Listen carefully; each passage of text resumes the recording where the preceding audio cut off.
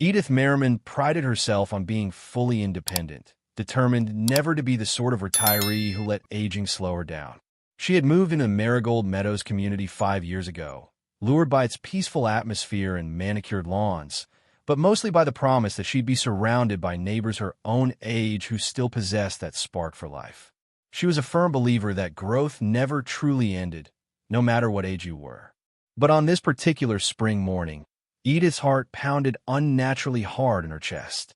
The usual delight she took in her garden's brilliant pansies and begonias felt overshadowed by the tension that had been seeping into the neighborhood for months. Ever since the newly elected Homeowners Association Board, led by the energetic but overbearing Helen Tisdale, decided to expand its list of community betterment initiatives, Edith had sensed trouble brewing. Their mission statements sounded noble, ensuring everyone kept their property tidy, made their payments on time, followed the myriad of new health and safety guidelines. But in reality, people were complaining quietly behind closed doors.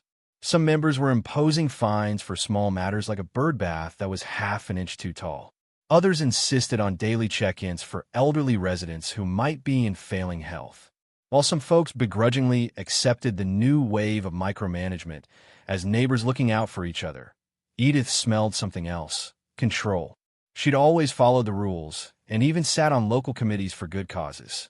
But she recognized that good intentions can sour into power plays if not held in check. Still, she tried to remain diplomatic.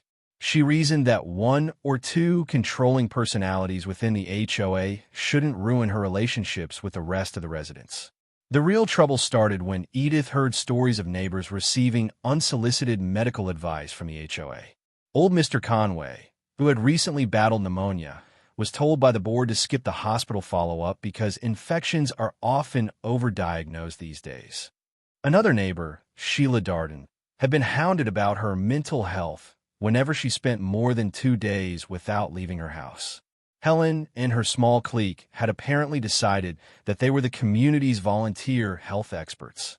For some reason, they believed that if neighbors monitored each other closely, fewer 911 calls would be made, fewer hospital bills would need paying, and that would keep property values stable. The notion alarmed Edith. She had a long-standing heart condition, atrial fibrillation, that she managed with medication and regular appointments at her clinic. Every 6 months, she'd go in for an EKG, follow up with her cardiologist, and stay on top of potential complications. She told only a handful of close friends about it.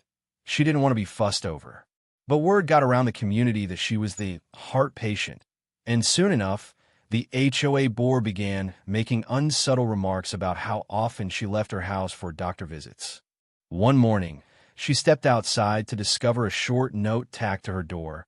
Please remember to fill out the weekly resident wellness form.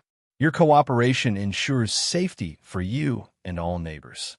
The form, left uninvited in her mailbox, asked personal questions about her symptoms, what medication she took, and even requested her latest blood pressure readings.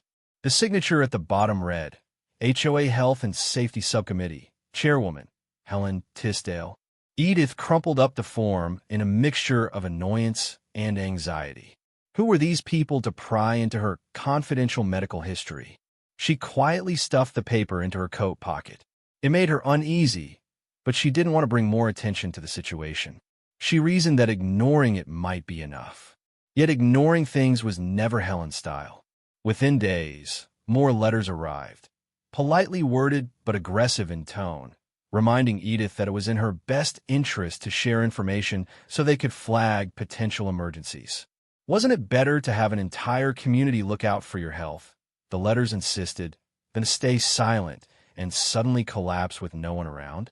Edith, who prided herself on resilience, had done a decent job of handling stress throughout her life. But a small seed of worry took root in her mind. She began to skip her morning walks, anticipating confrontation from an HOA member lurking to question her. She took to reading her mail in a locked car, or late at night after everyone else had gone to bed, so she wouldn't be caught out in public spaces as often. As the days wore on, she noticed that her heart flutters seemed more frequent, the tightness in her chest a little more present. She chastised herself. This is exactly why you need to keep calm. She tried to maintain perspective. Yes, the HOA was meddling, but so long as she had the final say over her own health care, they couldn't really force her to do anything. That was, until the day she received the letter stamped in bold red typeface. Mandatory HOA health screening.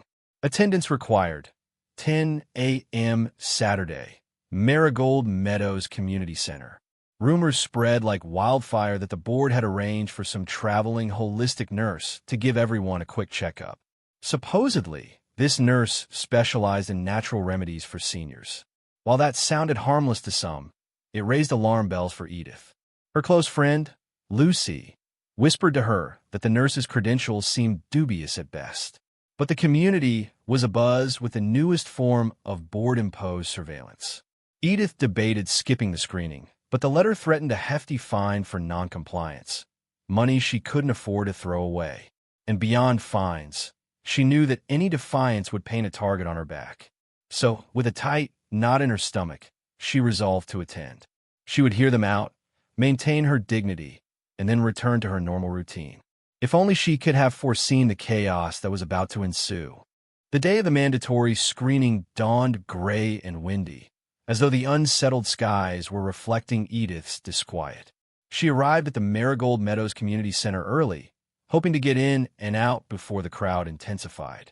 Instead, she found a small huddle of residents already queued by the double glass doors, many of them wearing uneasy expressions that told a common story.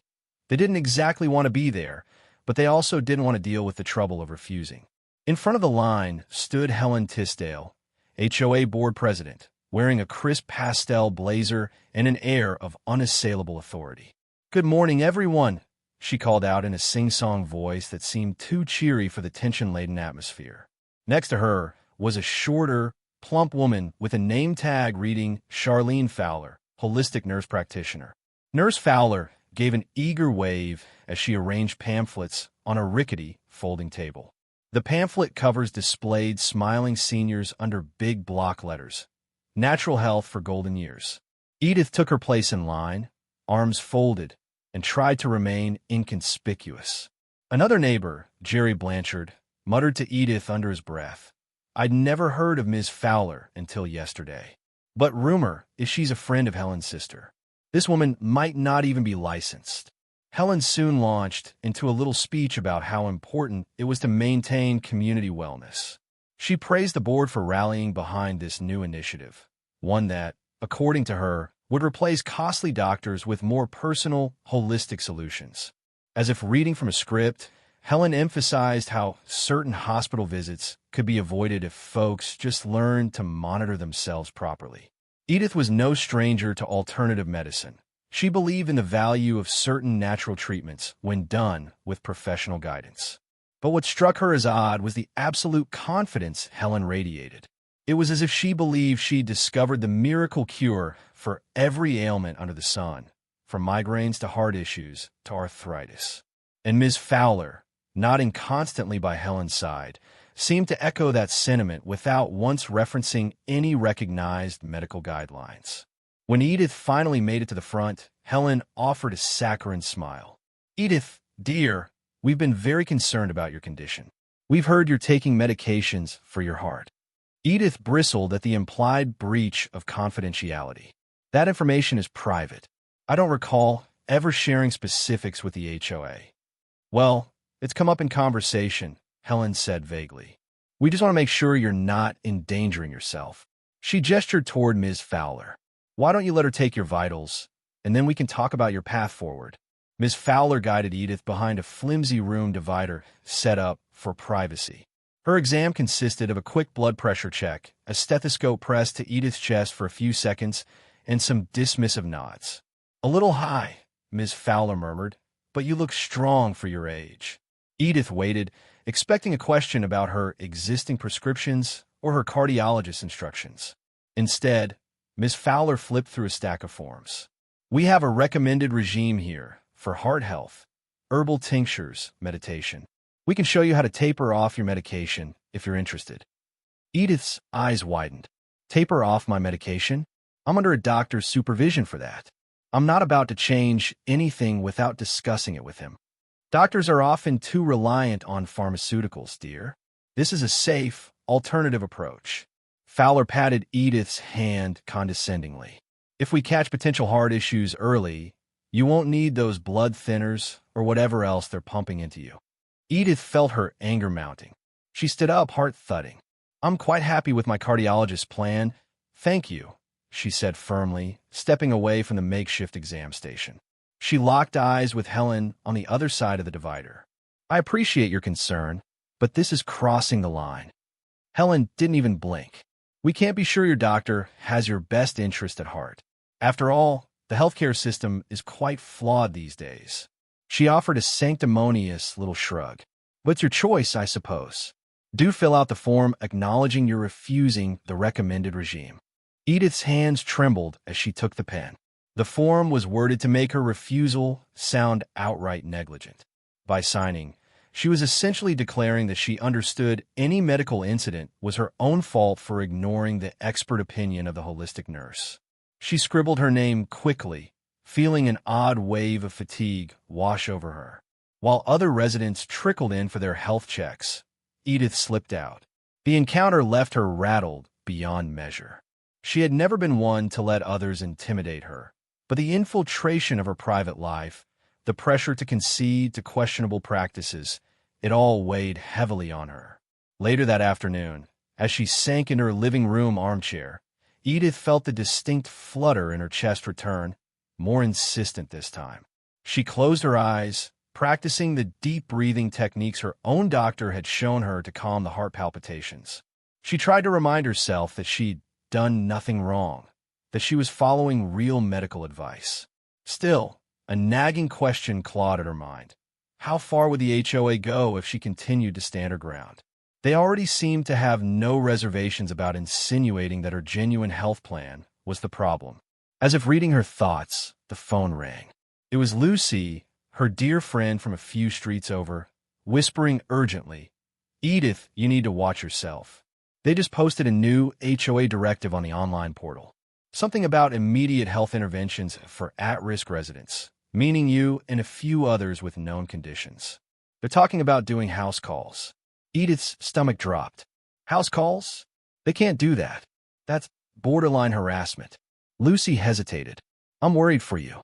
They have some plan about stepping in when they believe a resident is in crisis, no matter whether the resident is aware of it or not. My nephew read it for me. It's all couched in liability disclaimers, but it basically says they can show up if they suspect you're skipping their recommended holistic plan. Fear mingled with outrage as Edith thanked Lucy and hung up. She refused to be bullied into risking her health, but she also worried about an ongoing campaign to undermine her decisions. And despite telling herself that as a capable adult she could handle this, she found herself grappling with a sensation she hadn't felt in years: complete vulnerability. By the time a week had passed, the house calls had started. Edith had come home from the grocery store to find Ms. Fowler's business card wedged in her front door. Another day, she actually spotted Helen and two other board members pacing around her porch, as though searching for any sign that she might be inside. She had parked her car around the corner to avoid them, crouching down in the driver's seat until they left. It felt ridiculous, like she was hiding from the school principal. Yet the alternative, confronting them, didn't seem appealing either. To compound her stress, the rumors continued swirling. Helen went around telling neighbors that Edith was on dangerous drugs and needed community oversight. At neighborhood coffee gathering, Edith overheard Ms. Fowler spinning tales of pharmaceutical companies hooking seniors on medications that actually cause heart problems, all while stealing glances at Edith. One afternoon, Jerry Blanchard came knocking. He looked frazzled. I got a letter about my arthritis medication, he said the moment Edith opened the door. They want me to switch to Fowler's special cream. If I don't comply, I have to sign a refusal form just like you did, acknowledging any future joint emergency is my fault. Edith shook her head, offering him a seat at her small dining table. They're crossing so many lines. But is it even illegal? We live under an HOA. They can levy fines and enact weird rules, but can they really get away with practicing medicine without a license? Jerry sighed, running a hand through his thinning hair. I call my son's friend, who's a lawyer. He said it's in a gray zone because the HOA board isn't explicitly saying they're doctors. They're presenting Fowler as an alternative consultant, and they're only encouraging or recommending a plan. If we sign the forms to reject it, they say we voluntarily assume all risks. So legally, they might be in the clear unless they actually injure someone with this nonsense. Edith frowned, feeling her heart thump hard again. Well, that's a terrifying thought. Someone will have to get hurt before we can do anything. Jerry shrugged sadly. I fear so. A few days later, the unbelievable happened. Miss Fowler actually cornered Edith outside her mailbox. You're looking a bit pale. Are you sure your medication is working? Fowler pressed, her voice carrying a sharp note of concern that felt almost performative. You need to be careful with your dosage. For the first time, Edith lost her composure in public. I have a real doctor who actually went to medical school, she snapped, loud enough for anyone passing by to hear. Stay out of my medical business. She stormed away, leaving Fowler standing there, slack-jawed. That night, Edith found herself tossing and turning in bed, her chest tight. She tried every relaxation strategy, visualizing calm beaches, counting her breaths, anything to settle her racing heart. In the background of her mind, a dreadful worry pulsed. What if they push me so far that I skip my actual treatments just to avoid confrontation? What if I start doubting my own medical regimen? Perhaps the final straw came when a new HOA circular arrived, listing at-risk residents by name and politely asking neighbors to check in on them to ensure they weren't hiding serious conditions. Right there, bold as day, was Edith's name, along with Jerry's and a handful of others. The directive explained that if these residents refused the holistic regime, the community had a moral obligation to intervene. That same evening, Lucy called again, almost in tears. Edith, it's madness. They've singled out half a dozen neighbors in the email blast, telling everyone to keep an eye on their health. They're basically telling the whole neighborhood, you're all potential emergencies. Edith exhaled slowly, trying not to panic. I can't live like this, Lucy. It feels like a witch hunt. I'm terrified to open my blinds in the morning or walk my dog. This stress alone is going to kill me if my heart condition doesn't. The words sounded more ominous once spoken aloud. She tried to push the idea aside that her heart might indeed fail under this pressure. She was still stable, she reassured herself. She had an appointment with her cardiologist scheduled in a week, and she trusted him. But the next appointment felt painfully distant given the daily harassment. As though sensing that a crisis was near, Lucy offered a half-joking suggestion. You could stay with me for a few days. Maybe let things calm down. Edith dismissed that idea. The only reason was pride. She refused to be driven out of her own home.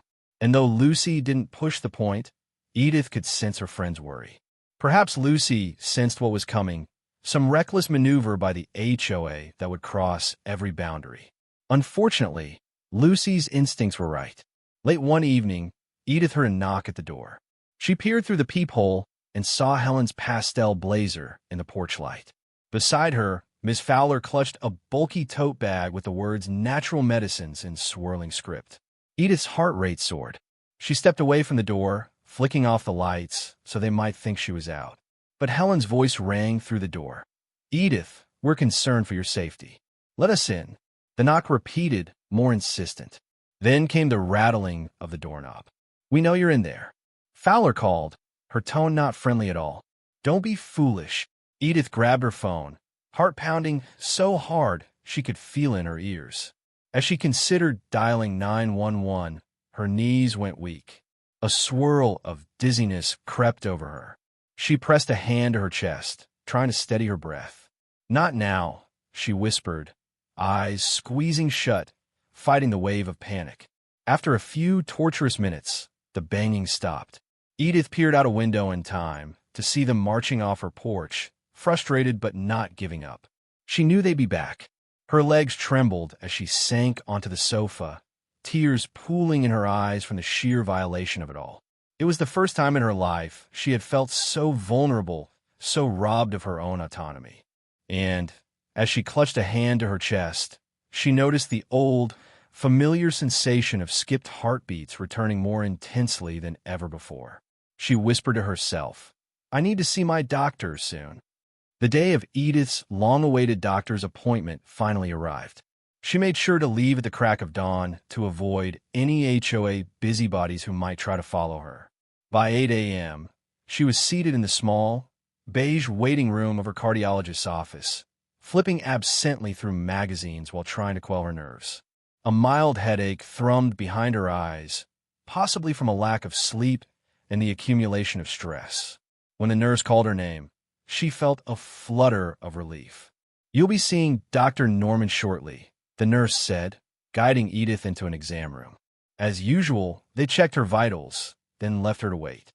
The hum of the fluorescent lights overhead was oddly comforting compared to the chaos she had been dealing with in Marigold Meadows. Here, at least, she was in the hands of real professionals. Dr. Norman entered with a warm smile, but his expression grew serious when he reviewed her recent blood pressure readings. "Edith, these are higher than I'd like," he said, pushing his glasses further up his nose. "Your heart rate is also pretty irregular. Have you been under unusual stress?"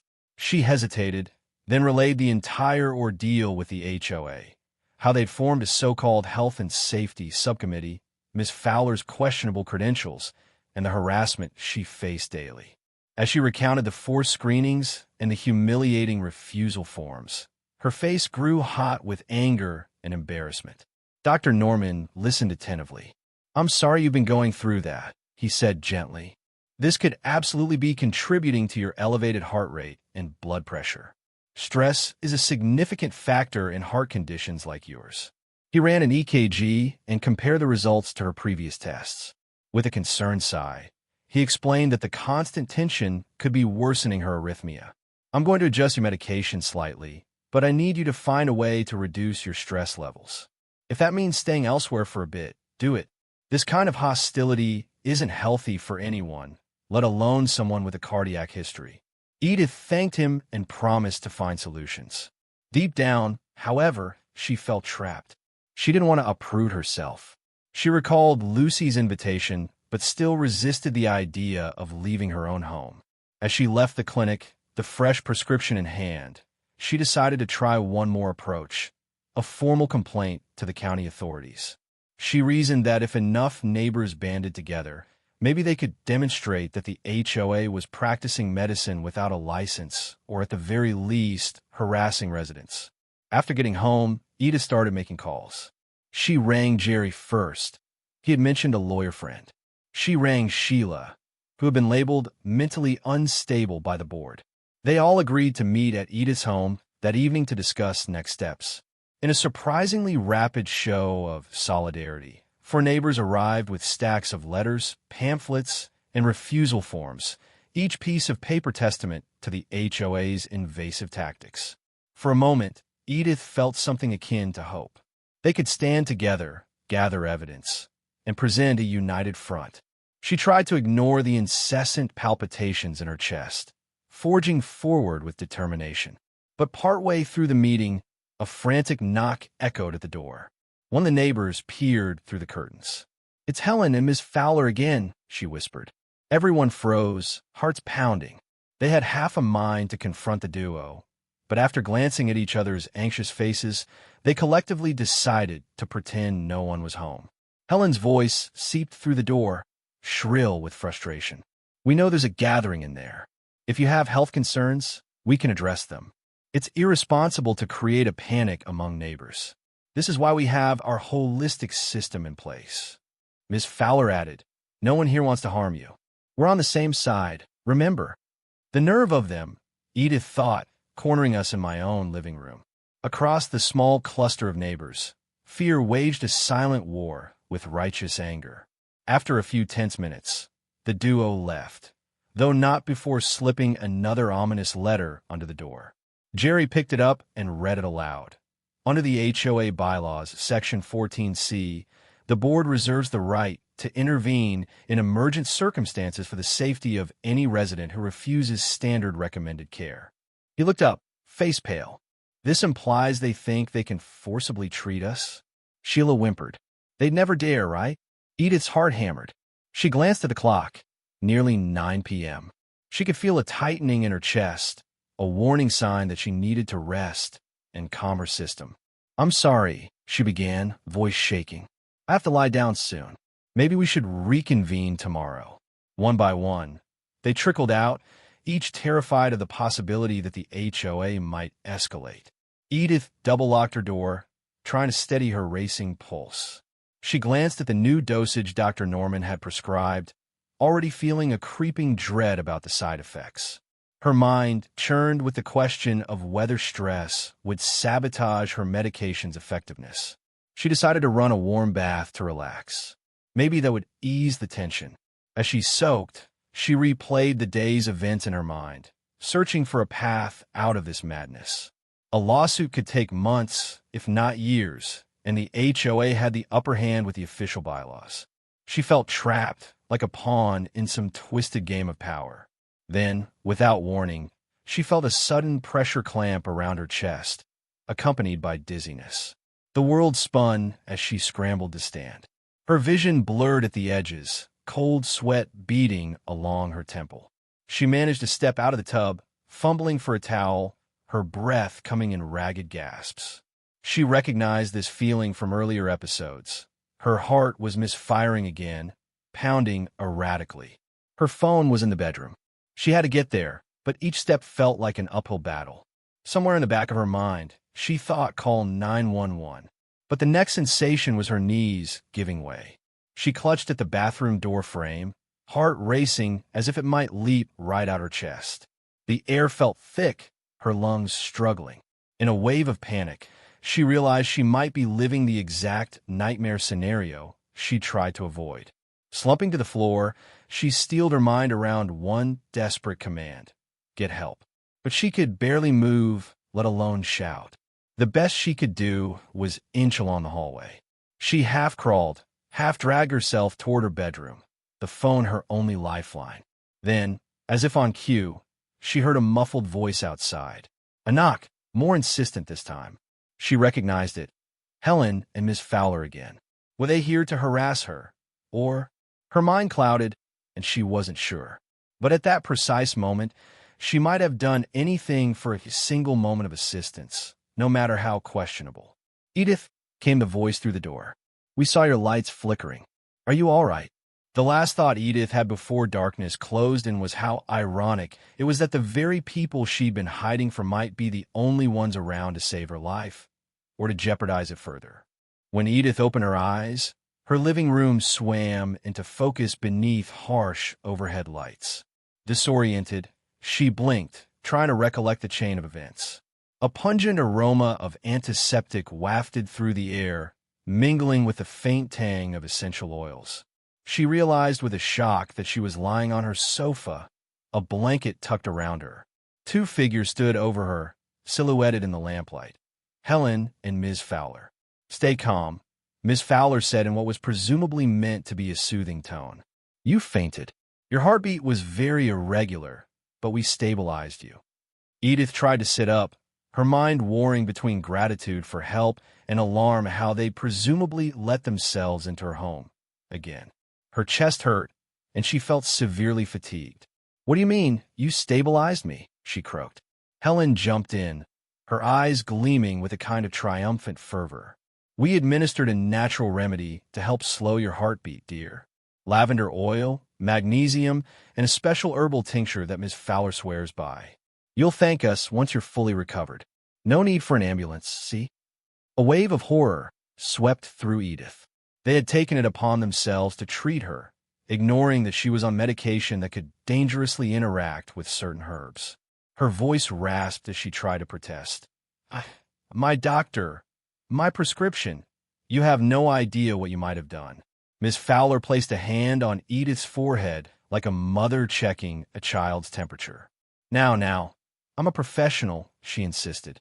"I've saved you a costly hospital visit. You're stable for the moment. All you need is rest."